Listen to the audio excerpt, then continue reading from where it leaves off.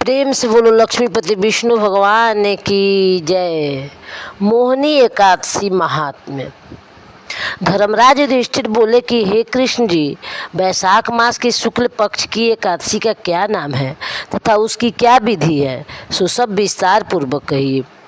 श्री कृष्ण भगवान बोले कि हे धर्मनंदन, मैं आपसे एक पुरातन कथा कहता हूँ जिसको महर्षि वशिष्ठ ने श्री रामचंद्र जी से कहा था। श्री रामचंद्र जी बोले, हे गुरुदेव, आप मुझे कोई ऐसा व्रत कहिए जिसे समस्त पाप और दुख नष्ट हो जावे। मैंने जनक नंदिनी श्री सीता जी के वियोग में बहुत दुख भोगे हैं, अतः अब आप कोई व्रत बतलाइए। महर्षि वशिष्ठ जी बोले, हे राम, आपने बहुत सुंदर प्रश्न किया है। आपकी बुद्धि अत्यंत शुद्ध और पवित्र है। आपके नाम के स्मरण मात्र से ही मनुष्य पवित्र हो जाता है, इसलिए आपका यह प्रश्न लोकहित में अवश्य आएगा। वैशाख मास के शुक्ल पक्ष में जो एकादशी होती है उसका नाम मोहिनी एकादशी है। इस एकादशी का व्रत करने से मनुष्य के समस्त पाप तथा दुख कट जाते हैं। उसके व्रत के प्रभाव से मनुष्य मोह जाल से छूट जाता है। अतः हे राम, इस एकादशी का व्रत दुखी मनुष्यों को अवश्य करना चाहिए। मोहिनी एकादशी के व्रत में मनुष्य के समस्त पाप नष्ट हो जाते हैं।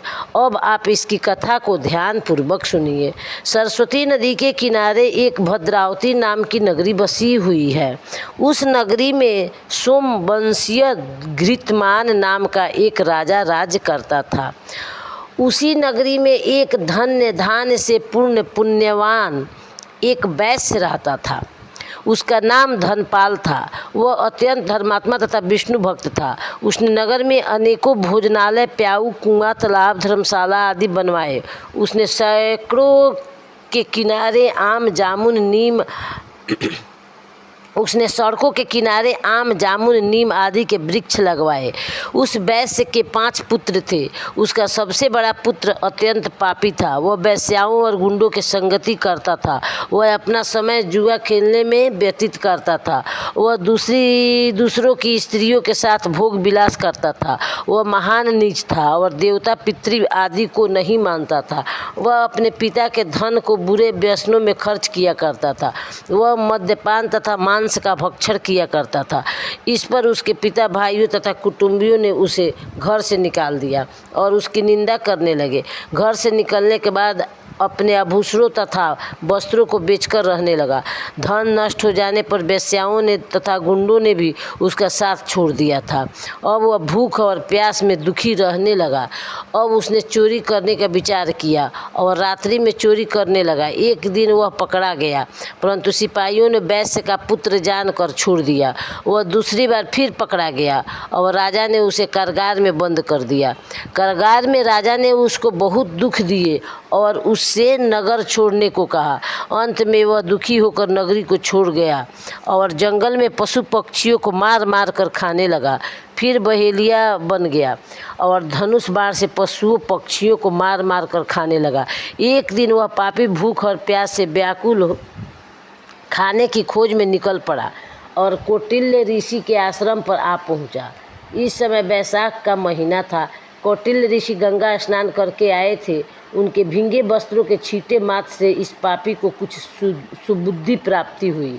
वह पापी मुनि के पास जाकर हाथ जोड़कर कहने लगा, हे मुनि, मैंने अपने जीवन में पाप किए हैं। आप उन पापों से छूटने का कोई साधारण और बिना धन का उपाय बतलाइए। तब ऋषि बोले कि तू ध्यान देकर सुन। तू वैशाख मास के शुक्ल पक्ष की एकादशी का व्रत कर। इस एकादशी का नाम मोहिनी है। इसके करने से तेरे समस्त पाप नष्ट हो जाएंगे। मुनि के वचनों को सुनकर वह बहुत प्रसन्न हुआ और मुनि को बतलाई हुई विधि के अनुसार उसने मोहिनी एकादशी का व्रत किया।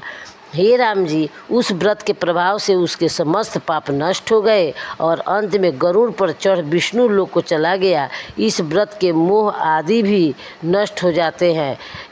संसार में इस व्रत से अन्य कोई श्रेष्ठ व्रत नहीं है। इसके महात्म्य के श्रवण और पठन से जो पुण्य होता है वह पुण्य 1 सहस्त्र गोदान के पुण्य के बराबर है।